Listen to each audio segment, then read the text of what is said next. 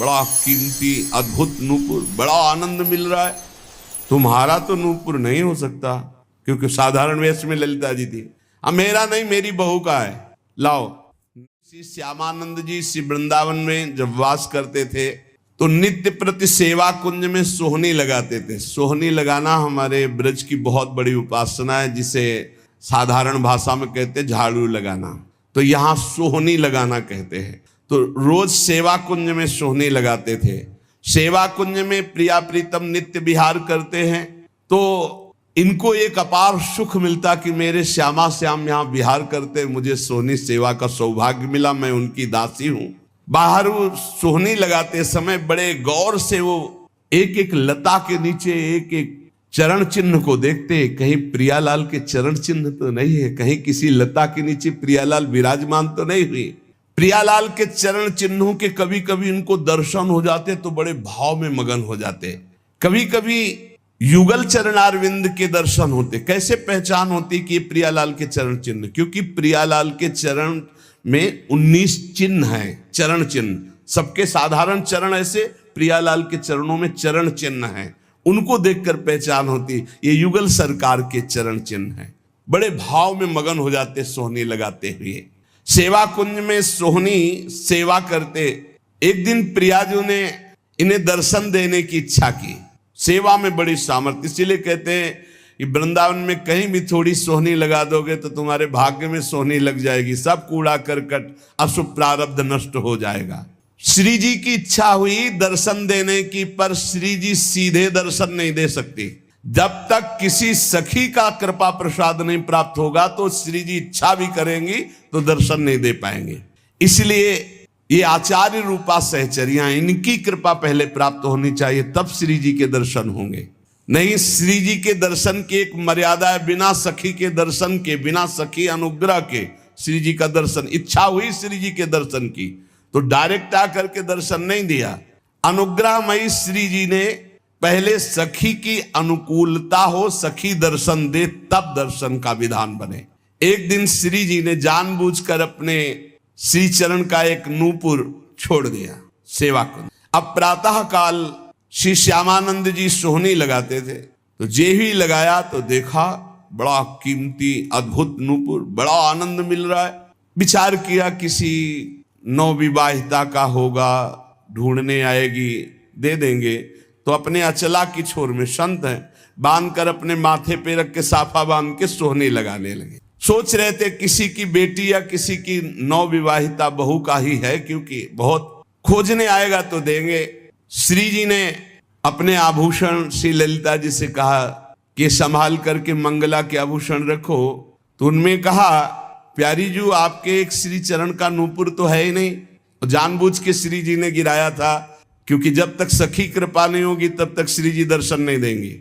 जाओ देखो सेवा कुंज में किसी लता के नीचे कहीं अरज कर तो नहीं गिर गया।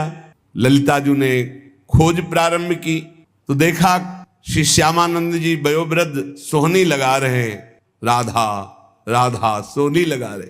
ललिता जी ने विचार किया, मैं अपने स्वरूप से जाकर के इनसे मांगूंगी तो अच्छा नहीं रहेगा, साधारण वेश में। और कहने लगी कि बाबा यहाँ सोहनी लगाते नूपुर तो नहीं मिला, यदि मिला हो तो मुझे दे दीजिए।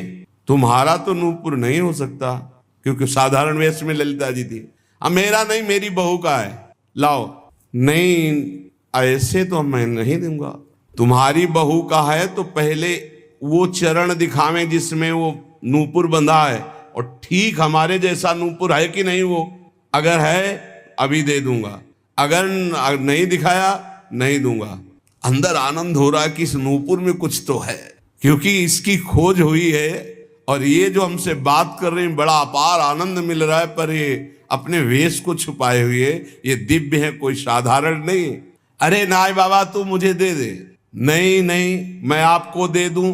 और थोड़ी देर बाद जिस बहू का गिरा है या जिस बेटी का गिरा है वो आके बोले कि मेरा नूपुर, तो हम तुम्हें कहाँ खोजेंगे?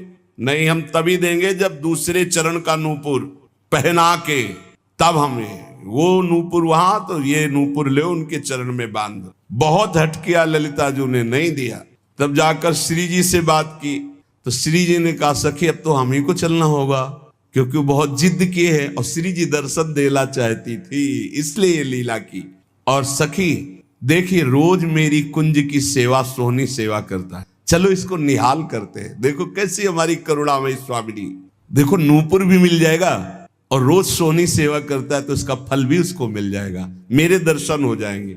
श्री जी उतावली है दर्शन देने के लिए, इसलिए हमारी स्वामिनी जैसा स्वभाव किसका, सहज स्वभाव पर्यो नवल किशोरी जू को मृदुता दयालुता कृपालुता की राशि है। स्वयं दर्शन का विधान बनाती, अपने नूपुर छोड़ दिए। श्री जी ललिता जी के साथ आए। ललिता जी ने कहा देखो इनके चरणों की तरफ देखो, वो नूपुर है ना, ऐसा है ना नूपुर, उतारे देख, हाँ साष्टांग चरणों में लौट गए। श्री जी की करुणा देखी, इशारा किया मैं बांधू। श्री जी ने श्री जी के चरणों में नूपुर बांधा और श्री जी ने वरद हस्त श्यामानंद महाप्रभु के मस्तक पर। क्या सौभाग्य, ये कथाएं नहीं है, यही की सत्य घटनाएं हैं। ये घर है श्री जी का घर, ऐसा न समझो किसी युग की कोई हम कथा कह रहे हैं, ये घर है श्री जी का प्यारे। यहाँ आज भी श्री जी कैसे तुम्हें हम बताए, श्री जी दुलार कर रही श्यामानंद, मेरी कुंज की सोहनी लगाने वाली मेरी ये सखी है, दुलार कर रहे। अपने कर कमल से श्री जी के अति दुर्लभ ब्रह्मेश्वरादि सुदरूह पदारविंद, उनमें नूपुर पहला रहे हैं श्री श्यामानंद जी। श्री जी बहुत प्रसन्न, लौट गए फिर चरणों में, तो अपने श्री चरणों की जो नूपुर बांधा था वही झनकारते हुए ऐसे मस्तक में किया, तो नूपुर की दिव्य छाप श्यामानंद महाप्रभु के मस्तक पर पड़ गई। अब तो प्रेम मगन डूबे हुए आए, तो उनके गुरुदेव श्री हृदयानंद जी ने देखा, श्यामानंद जी के मस्तक में छाप देख करके कहा कि ये आज कौन सी मस्ती है और ये संप्रदाय के विरुद्ध छाप कैसी लगा ली, ये मनमुखी मस्तक पर छाप कैसी जो हमने दी वो तो नहीं लगाई। अब उन्होंने जानबूझकर थोड़ी, ये तो श्री जी का कृपा प्रसाद प्राप्त हुआ था, उन्होंने कहा कि ये मनमुखी छाप गुरुदेव नहीं है, ये इष्ट देव ने छाप लगाई है। हृदयानंद जी ने सोचा ये बहाना बना रहा है, डांट कर कहा इसे शीघ्र धो डालो, जो आज्ञा। श्यामानंद जी ने बहुत धोया, रगड़ रगड़ के छाप नहीं छूटी। श्री जी की लगाई हुई चिदानंद छाप कैसे छूट सकती।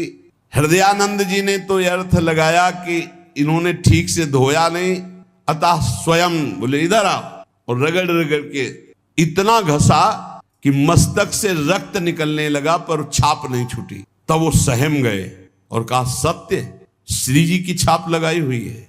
तो उनका हाँ गुरुदेव, उनका धन्य है, तुम्हारा जीवन धन्य। विश्वास हो गया कि श्री जी ने तुम्हें स्वीकार कर लिया है, जो वैष्णव जन और सब थे बोले धन्य है।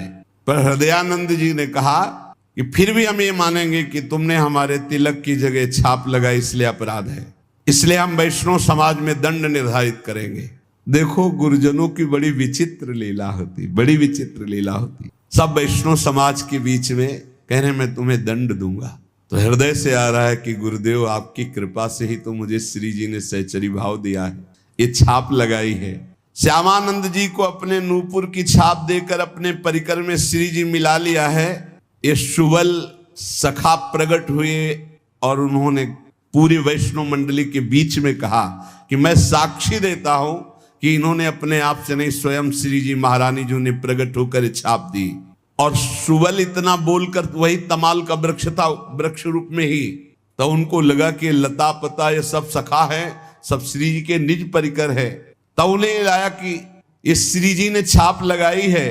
तत्काल दिव्य वाणी हुई, हृदयानंद जी अब तो विश्वास कर लो कि तुम्हारा शिष्य जहां तुम्हारी पहुंच नहीं वहां है, श्री जी के निज परिकर में मिल चुका है। अब वो सहम गए।